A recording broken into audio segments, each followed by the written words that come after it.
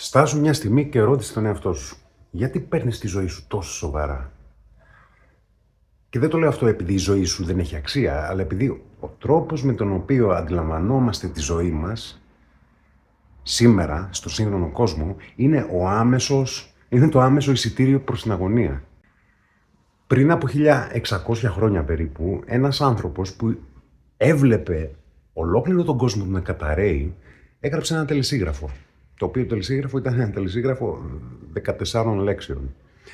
Αν το αποκωδικοποιήσεις, όλος ο φόβος του μέλλοντος εξαφανίζεται. Αν το αγνοήσεις, θα συνεχίσεις να καταναλώνεις τον εαυτό σου μέσα σε ένα παιχνίδι που ποτέ δεν κατάλαβες. Τι γνώριζε ο Παλαδάς ο Αλεξανδρεύς που η σύγχρονη σοβαροφάνεια μας έχει κρύψει εντελώς? Πάμε να δούμε λοιπόν γιατί ο κόσμος είναι μια κατασκευή και πώς μπορείς επιτέλους να μάθεις να παίζεις. Σκηνή πας ο κόσμος εστί και παίγνιον, ή μάθε παίζειν, ή φέρε τα σωδίνας. Μέσα αυτές τις 14 λέξεις, ο Παλαδάς, ίσως ο τελευταίος μεγάλος Έλληνας ποιητής της ύστερης αρχαιότητας, συμπυκνώνει ολόκληρη την ανθρώπινη υπαρξιακή αγωνία. Σε μια εποχή που ο αρχαίος κόσμος έδιε και όλα διαλύονταν, ο Παλαδάς δεν έρχεται να προσφέρει παρηγοριά. Αυτό που προσφέρει είναι επιλογή. Τι σημαίνει όμως ότι ο κόσμος είναι μια σκηνή? Στην ελληνική σκέψη, η παρομοίωση της ζωής με το θέατρο είναι πολύ βαθιά και πάει πάρα πολύ πίσω. Από τον Δημόκριτο μέχρι τους Στοικούς, η πραγματικότητα που βιώνουμε είναι το φαίνεστε. Η αρχαία σκέψη όμως παράλληλα δεν έλεγε ότι ο κόσμος είναι μια ψευδαίσθηση, μια προβολή με τον σύγχρονο τρόπο, ας πούμε, όπως κάποιοι λένε ότι είναι matrix ή simulation, metaphysics κτλ. Ούτως ή άλλως η λέξη matrix βγαίνει από το μήτρα.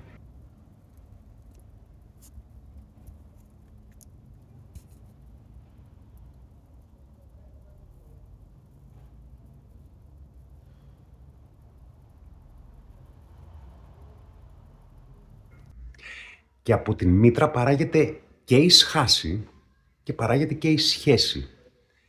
Και το αντώνυμο της σχάσης είναι η σύνδεξη.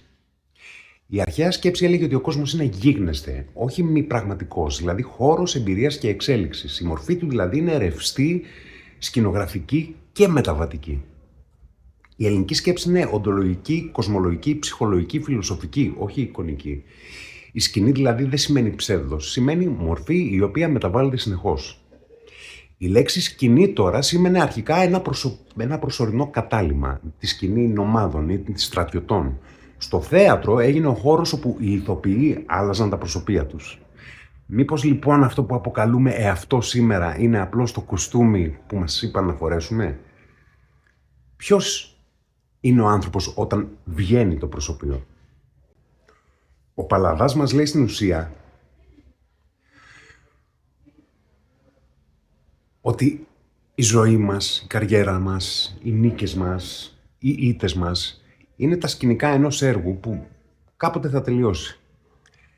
Εσύ είσαι ο ηθοποιός, δεν είσαι ο ρόλος. Γιατί η ζωή λοιπόν μοιάζει τόσο βαριά? Για τόσους πολλούς ανθρώπους σήμερα έχουμε πάρα πολύ κατάθλιψη, πάρα πολλά ψυχολογικά. Μήπως όλο αυτό γίνεται γιατί παίζουμε ένα παιχνίδι χωρίς να γνωρίζουμε τους κανόνες του? Γιατί η ζωή μοιάζει τόσο βαριά για τόσους πολλούς ανθρώπους σήμερα? Γιατί υπάρχει τόσο πολύ κατάθλιψη, ψυχολογικά προβλήματα, θυμός? Μήπως επειδή παίζουμε ένα παιχνίδι χωρίς να γνωρίζουμε τους κανόνες του? Και η λέξη κλειδί τώρα είναι το παίγνιον. Για τον σύγχρονο άνθρωπο το παιχνίδι είναι κάτι δευτερεύον, δεν υφίσταται, είναι όλα σοβαρά. Για τους Έλληνες όμως το παίγνιον συνδέεται με την ίδια την ιερότητα της δημιουργίας, εξού και παιδεία. Η παιδεία είναι το παίγνιον που κάπου λέει και ο Δραγώνας στα βίντεο του. Θυμηθείτε τον Ηράκλειτο. Εών πέσεστη, παίζον, πεσεύον, παιδώσει βασιλείοι. Αν ο κόσμος είναι παίγνιον, τότε έχει και κανόνες και οι κανόνες δεν είναι δικοί μας. Το πώς θα παίξουμε εμείς τα χαρτιά είναι άλλο θέμα. Όμως, υποφέρουμε και παίρνουμε το παιχνίδι υπερβολικά σοβαρά. Νομίζουμε ότι τα πιόνια που μετακινούμε πάνω στη σκακέρα της ζωής μας είναι η ίδια μας η ουσία. Ο Παλαδάς όμως μας λέει ότι η ελευθερία αρχίζει τη στιγμή που συνειδητοποιείς την ελαφρότητα και την πλαστικότητα των πραγμάτων. Αν ο κόσμος τελικά είναι ένα παιχνίδι των θεών, του Θεού, της φύσης, πείτε το όπως θέλετε, τότε η μόνη πραγματικά σοβαρή στάση είναι η γνώση των κανόνων του.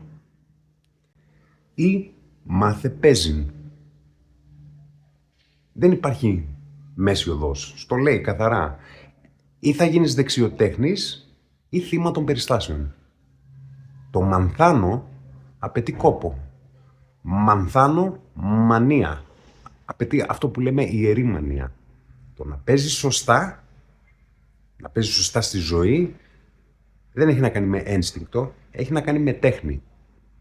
Ο Επίκτητος λέει «Μέμνησο ότι υποκριτής ή δράματος». Αν το έργο σε θέλει φτωχό, παίξε τον φτωχό τέλεια. Δηλαδή δες πως θα βγεις από αυτή την κατάσταση και κατάλαβε ποιες θα πρέπει να είναι οι κινήσεις σου στη σκακέρα. Αν σε θέλει άρχοντα, παίξε το ρόλο του άρχοντα τέλεια. Ποιος είναι ο ρόλος του άρχοντα, ο οποίος θα είναι ένας τέλειος ρόλος άρχοντα? Θα κυβερνήσεις δίκαια, ας πούμε. Το να μάθεις να παίζεις σημαίνει παράλληλα... Έκατσα πάνω στο λάπτοπ μου. Το να μάθεις να παίζεις λοιπόν σημαίνει παράλληλα να αποκτήσεις τι? Απάθεια και αταραξία. Να συμμετέχεις στον κόσμο με όλη σου την ενέργεια, αλλά να παραμένεις εσωτερικά ελεύθερος και από το ίδιο το αποτέλεσμα. Ο παίκτης που φοβάται τη μύτα έχει ήδη χάσει το παιχνίδι, έχει χάσει τη χαρά του παιχνιδιού. Ο Παλαδάς μας καλεί να γίνουμε βιρτουόζοι της στιγμής, δηλαδή να φοράμε το προσωπείο μας, ναι, το όνομά μας, το στάτους, την ταυτότητα, το επάγγελμά μας, γνωρίζοντας όμως ότι φοράμε προσωπία και ότι όλα αυτά προσωπία είναι ιδανικά. Και η αναλλακτική σε όλο αυτό τώρα είναι σαφής. Μας λέει ή φέρε τα σωδίνας. Αν αρνηθείς τη φύση του κόσμου ως σκηνή, αν προσκοληθείς στο ρόλο σου σαν να είναι η απόλυτη αλήθεια σου, τότε θα υποφέρεις. Η οδύνη είναι το αποτέλεσμα της αντίστασης στην πραγματικότητα. Όταν ο ηθοποιός ξεχνάει ότι παίζει και πιστεύει ότι τα τραύματα της σκηνής είναι θανάσιμα, η τραγωδία πάβει να είναι τέχνη και γίνεται τελικά ένα μαρτύριο. Ο κόσμος δεν πρόκειται ποτέ να αλλάξει τη φύση του για να γίνει σοβαρός, για χάρη σου. Εσύ είσαι αυτός που πρέπει να αλλάξει οπτική. Η σύγχρονη εποχή τι κάνει? Μεγενθύνει το σκηνικό και μεγενθύνει το προσωπείο. Η σκηνή δεν είναι πλέον το μάρμαρο του θεάτρου, η οποία λειτουργούσε παιδευτικά κιόλας, να σου εξηγήσει το πώς ζεις την τραγωδία σου αν πηγαίνεις ενάντια στους νόμους του παιχνιδιού. Έχει μεταφερθεί από όλο αυτό σε ένα γυαλί της οθόνης και στα social media και ποτέ στην ιστορία δεν υπήρξαμε τόσο υποκριτές.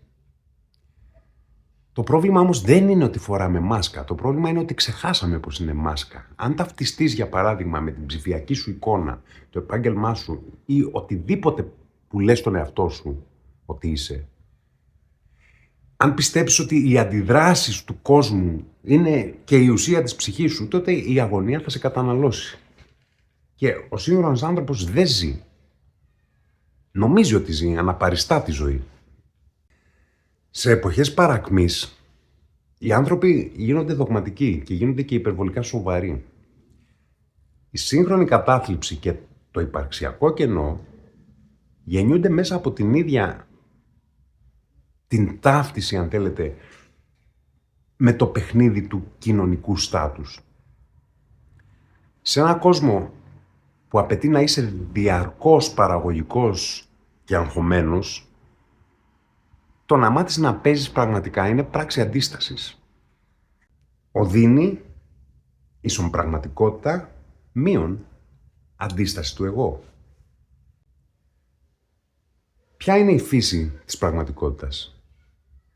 Αν η πραγματικότητα είναι καθαρό δεδομένο, τότε η λύση είναι η προσαρμογή. Αν όμως η πραγματικότητα έχει και λόγο, με κεφαλαίο λάμδα, δηλαδή ρυθμό, αναλογία, συμμετρία, τότε δεν αρκεί η προσαρμογή, χρειάζεται συμμετοχή.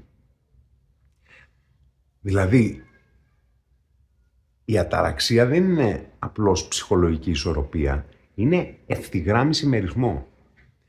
Έχουμε δηλαδή λόγο, μέτρον, αρμονία, παίζιν, όπως και ένας μουσικός.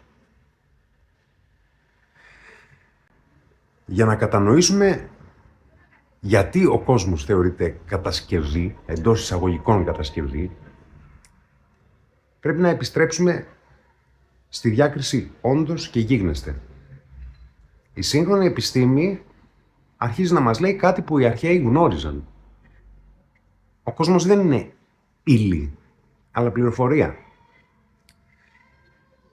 Υπάρχει η θεωρία ότι ο τρισδιάστατος κόσμος μας είναι μια προβολή πληροφορίας, δηλαδή μια πληροφορία κωδικοποιημένη σε μια επιφάνεια.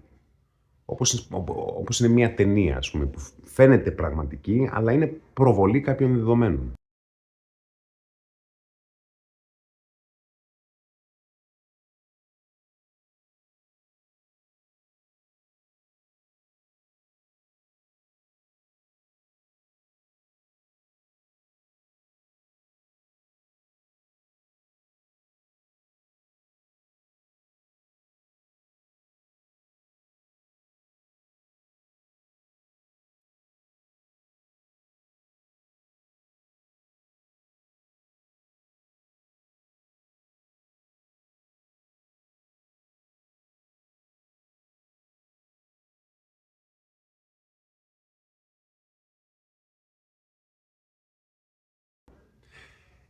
Έτσι και το σύμπαν μπορεί να περιγραφεί σαν μια πληροφορία. Η σκηνή τώρα είναι το interface. Η κβαντική μηχανική μας λέει ότι τα σωματίδια δεν έχουν ουσία, εντός εισαγωγικών η λέξη ουσία εδώ, μέχρι να μετρηθούν. Ο κόσμος κατασκευάζεται τη στιγμή της αλληλεπίδρασης και αυτή η κατασκευή έχει κανόνες. Και το λέει και η ίδια η λέξη πραγματικότητα. Από το πράτο, το πεπραγμένο, αυτό που έχει πραγματοποιηθεί. Δεν σημαίνει ότι είναι αυτό που είναι αυτό που έχει πραγματοποιηθεί. Απλά.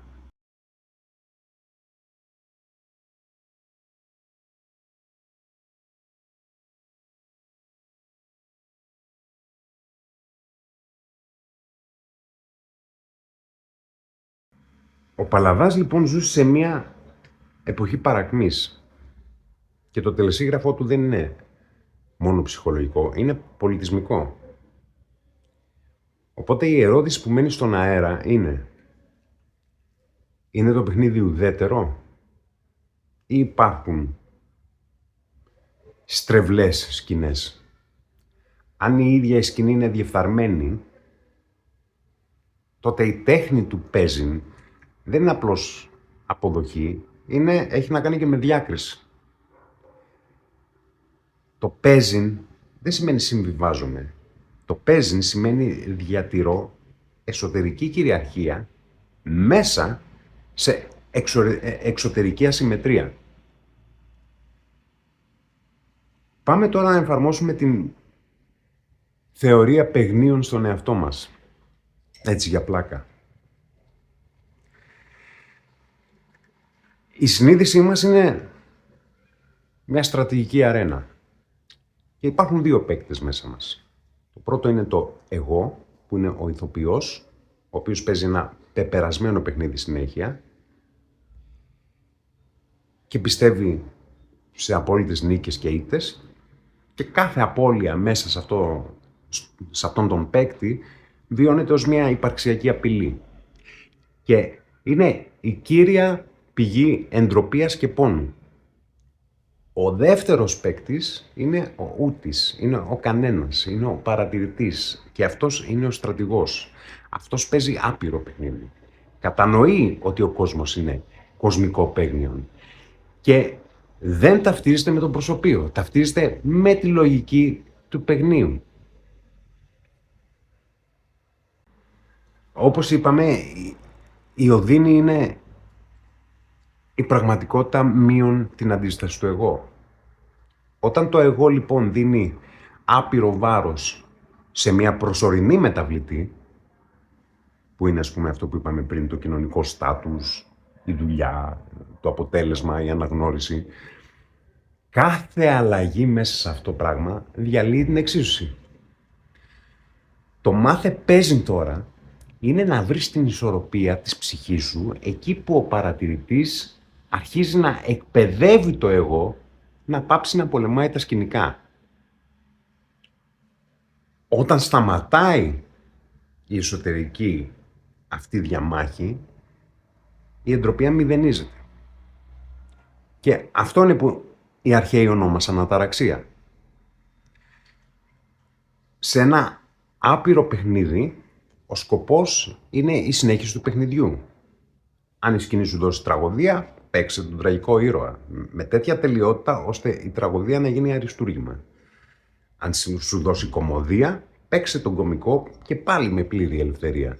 Η μετατόπιση εδώ είναι καθαρά ψυχολογική και όχι μόνο ψυχολογική, είναι οντολογική. Είναι στάση ζωής. Δεν παίζεις για το αποτέλεσμα, παίζεις για την ποιότητα της ερμηνείας. Οι αρχαίοι Έλληνες, από τον Πυθαγόρα έως τους νεοπλατωνικούς, έβλεπαν τα μαθηματικά ως την ραχοκοκαλιά του κόσμου. Άρα, αν όλα είναι παίγνιον, ποιο είναι αυτό που θεμελιώνει το νόημα? Οι Στοικοί είχαν το λόγο. Οι Πυθαγόροι είχαν αριθμό. Ο Αριστοτέλης είχε εντελέχεια. Όλα αυτά σε κάποια φάση συμπίπτουν. Η μονάδα είναι η πηγή. Η διάδα είναι η κίνηση και η πόλωση και η τριάδα είναι η σύνθεση. Ο κόσμος λοιπόν είναι παίγνιον γιατί είναι αρμονία. Από το αραρίσκω συναρμόζω. Και η αγωνία είναι ασυμμετρία. Όταν προσπαθείς να επιβάλλεις την ευθεία του εγώ σε έναν κόσμο που κινείται κυκλικά, αυτό κάνουμε. Όμως, από τις σπήρες των γαλαξιών μέχρι τα πέταλα των λουλουδιών και το DNA, η φύση επαναλαμβάνει συγκεκριμένα μαθήματα. Όχι παίξει γιατί τίποτα δεν έχει σημασία, αλλά παίξει γιατί η ύπαρξη είναι ρυθμός και εσύ είσαι συμμετοχή σε αυτόν τον ρυθμό. Στην ελληνική παράδοση το είναι δεν είναι στατικό πράγμα, είναι γίγνεσθε. Ο Αριστοτέλης γράφει ότι η κίνηση εστίν εντελέχεια του δυνάμει όντως ή τιούτων. Η κίνηση δηλαδή είναι η πραγμάτωση του δυνάμει όντως ως τέτοιου.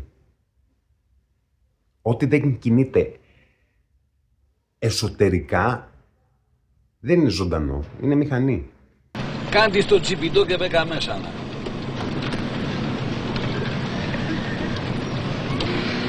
Πειράζει ρε δικέ μου να πάμε τον έτσι εκεί που πάει? Όχι, σας παρακαλώ, κάντε τη δουλειά σας. Εγώ στο αεροδρόμιο πάω. Και αυτός εκεί πάει. Τελικά πού πάμε ρε παλουκάρια? Αυτό αναρωτιέμαι και εγώ. Πού πάμε? Τελικά πού πάμε? Στο αεροδρόμιο. Πού οδηγείται η ανθρωπότη σήμερα? Που θα οδηγήσει αυτή η φθορά των αξιών, που διαρκώς εμπορευματοποιούνται θυσίες στο μολόχ του καπιταλισμού και του κεφαλαίου. Τα πάντα ρί και ουδέν μένει. Δημόκριτος. Τελικά αυτή είναι, αγαπητέ, η προαιώνια, η μοναδική, η τέλεια αλήθεια. Τι αξία έχει ο γάμος στην αγάπη μας μπροστά? Είναι κι άλλοι παντρεμένοι κι όμως ζουνε χωριστά. Σαν πέτας. Οι σκλάβοι δεν έχουν να χάσουν παρά μόνο τις αλυσίδες τους. Καρλ Μάρξ. Bayern μπορούσε μέχεν γκλάμπαχ 1-0. Καρλ Χάινς Ρουμενίκε. Τελικά που πάμε, σύντροφε? Στα αεροδρόμιο πάμε.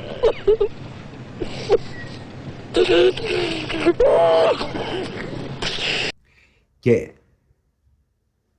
αυτό που έκανε η νεωτερικότητα είναι να μετατρέψει το ζωντανό σε ένα μηχανισμό, σε μηχανικότητα. Αν ο κόσμος είναι σκηνή, τότε δεν είσαι μέσα στο παιχνίδι, είσαι το πεδίο στο οποίο το παιχνίδι συμβαίνει και αυτό αλλάζει τα πάντα. Ο Παλαδάς δεν λέει μην παίρνει σοβαρά τα πράγματα, λέει ότι το δράμα όλο αυτό δεν είναι η ουσία σου. Η ουσία σου είναι προγενέστερη του ρόλου. Το εγώ δεν είναι παίκτης, το εγώ είναι προσωρινή μεταβλητή. Ο παρατηρητής δεν είναι ψυχολογική λειτουργία, είναι το σημείο όπου ο λόγος, με κεφαλαίο λάμδα, γίνεται συνείδηση. Και αυτό δεν είναι μια απλή ισορροπία, είναι πλήρης μετατόπιση ταυτότητας. Ο Ηράκλειτος λέει, αιών πες παίζουν. Ο αιών δεν είναι χρόνος, είναι ο ρυθμός του γίγνεσθε. Αν ο αιών παίζει, τότε το σύμπαν δεν λειτουργεί με βαριά τελεολογική γραμμικότητα, λειτουργεί με μια κυκλικότητα, με εναλλαγή, με αντιστροφή. Και το παίγνιον είναι ο τρόπος εξέλιξης του είναι. Εξέλιξης και εκτήληξης του είναι. Η οδύνη δεν είναι τιμωρία. Είναι ένδειξη ασυμφωνίας με το ρυθμό. Όταν η μονάδα, ή οποιαδήποτε μονάδα, επιχειρεί να κοιμηθεί, ναι, κοιμάται όταν το κάνει αυτό, να κοιμηθεί εκτός του μέτρου, παράγεται τριβή. Και στην ελληνική σκέψη το κακό δεν είναι καμία οντότητα, είναι αστοχία, είναι αποτυχία στόχευσης.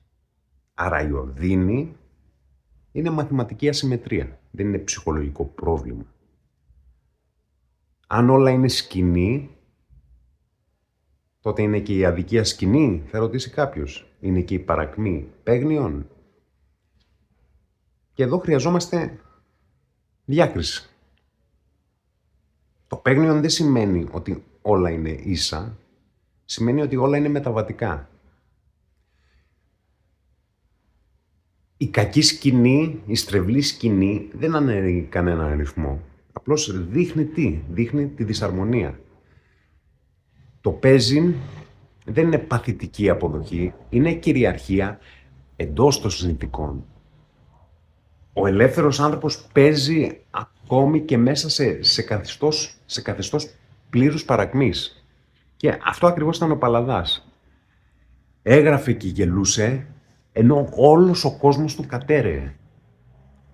Και το παίγνιο του Παλαδά δεν ήταν εσωτερική αισιοδοξία, ήταν εσωτερική αυτοκρατορία.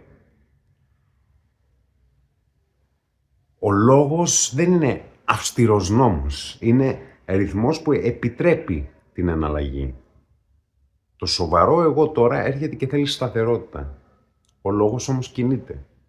Και το δράμα της ύπαρξης γεννιέται όταν το εγώ απαιτεί ακινησία από έναν κόσμο που είναι διαρκώς σε κίνηση. Ή θα ταυτιστείς λοιπόν με τη σκηνή, ή θα ταυτιστείς με το ρυθμό που διαπερνάει όλη τη σκηνή. Το πρώτο παράγει οδύνη, το δεύτερο παράγει αταραξία. Και η αταραξία δεν έχει να κάνει καθόλου με αδιαφορία, όπως νομίζουν πάρα πολλοί. Είναι συμμετοχή χωρίς τριβή.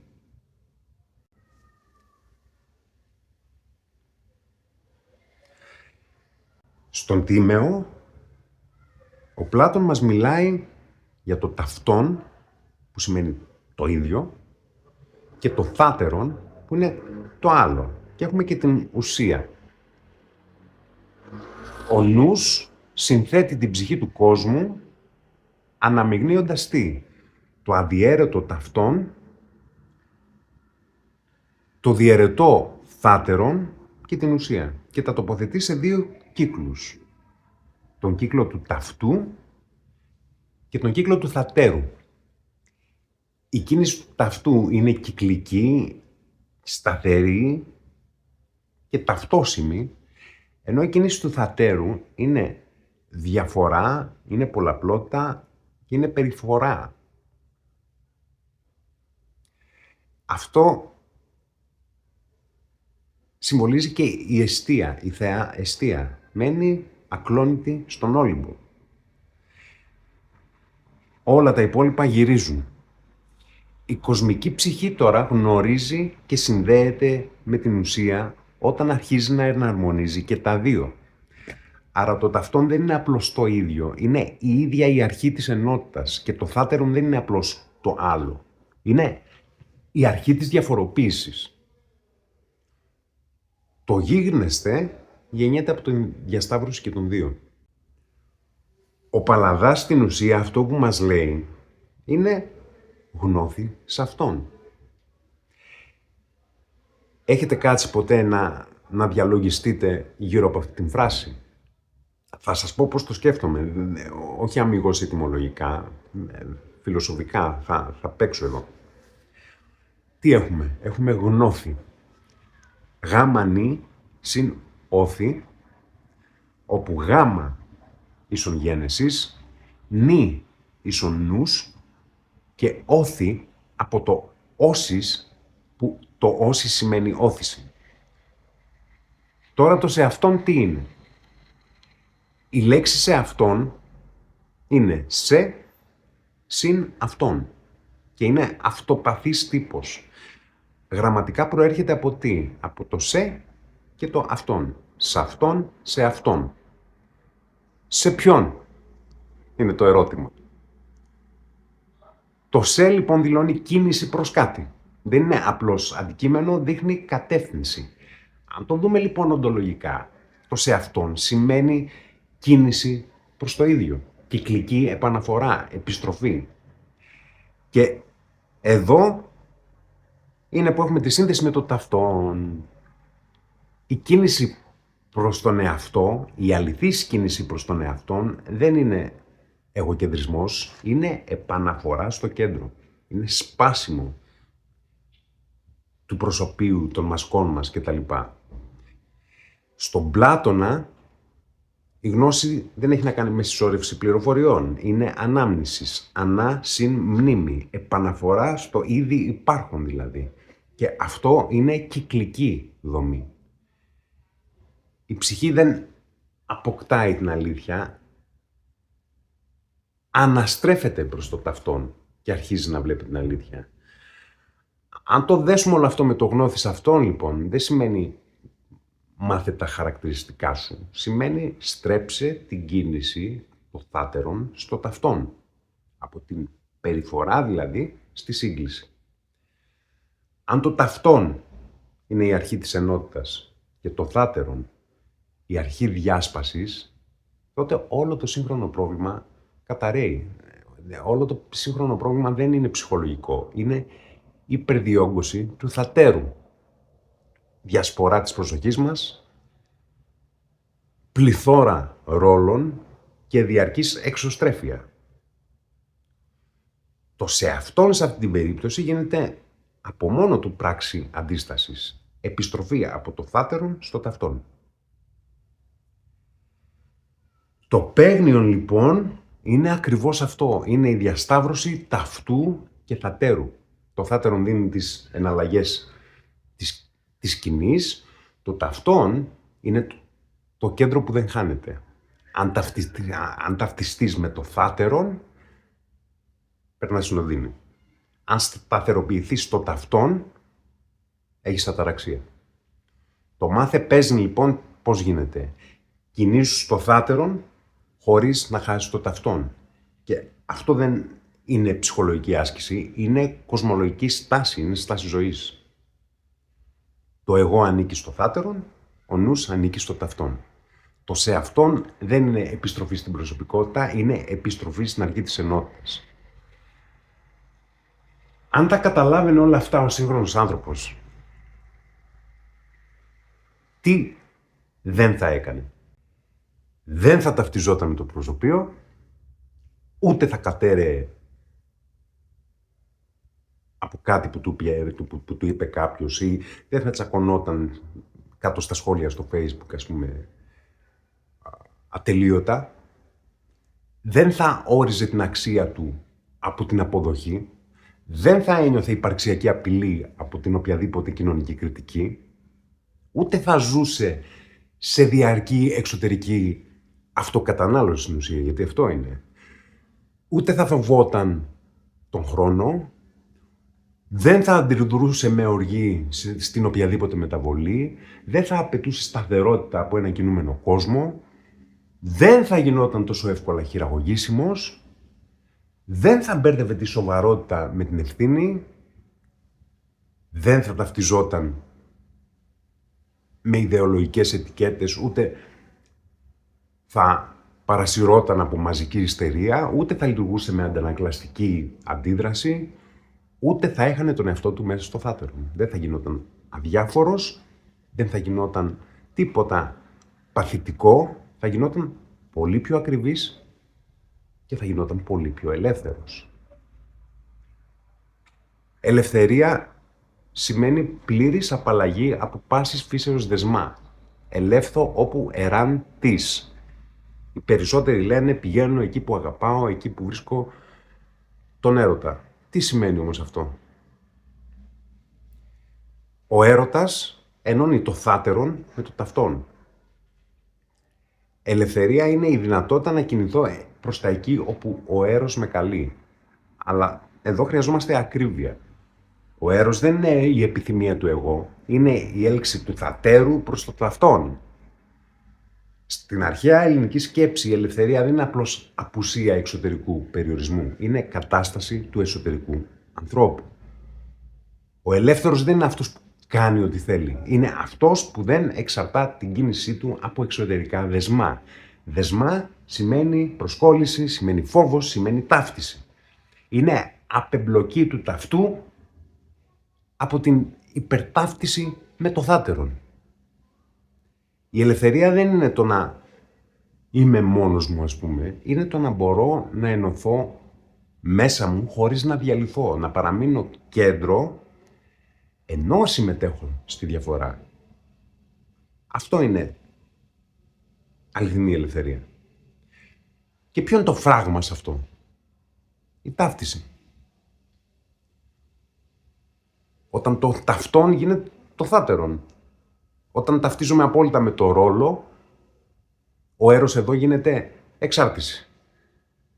Όταν επιστρέψω στο ταυτόν, ο έρος γίνεται όπλο, εργαλείο, γίνεται ένωση χωρίς το φόβο. Γι' αυτό έχουμε την πάνδημο Αφροδίτη, δηλαδή του θατέρου, και την ουρανία Αφροδίτη, δηλαδή του ταυτού. Την επόμενη φορά λοιπόν που θα νιώσετε το βάρος του κόσμου να σας διαλύει, θυμηθείτε τον Παλαδά. Τα μαθηματικά δεν είναι απλώς ένας τρόπος να μετρήσει τον κόσμο, είναι ο τρόπος με τον οποίο ο κόσμος αυτοπροσδιορίζεται. Η αλληλουχία των αριθμών δηλώνει κίνηση και δηλώνει και οντολογία. Ο έρος είναι η κίνηση του γίγνεσθε προς τη μορφή και η μορφή σημαίνει συμμετρία. Είναι η ίδια δύναμη που κινεί το σύμπαν προς σύνθεση. Η οδύνη είναι η αντίσταση της μονάδας προς το όλον. Το να μάθεις να παίζεις σημαίνει να γίνεις ο μαθηματικός και ο μουσικός της ίδιας της ύπαρξης. Όπου σταματάς να πολεμάς το σενάριο, γιατί το σενάριο είναι αυτό το οποίο όταν το εκτελέσεις σωστά θα αρχίσεις να γίνεις καλός μουσικός. Και τότε όλη σου ζωή αρχίζει να παίρνει μια δημιουργική τροπή την οποία ούτε που είχες πάρει χαμπάρι ότι υπήρχε εκεί. Γιατί όλη σου η ζωή έχει γίνει ένα ντράγκα-ντράγκα, ένα τραγούδι.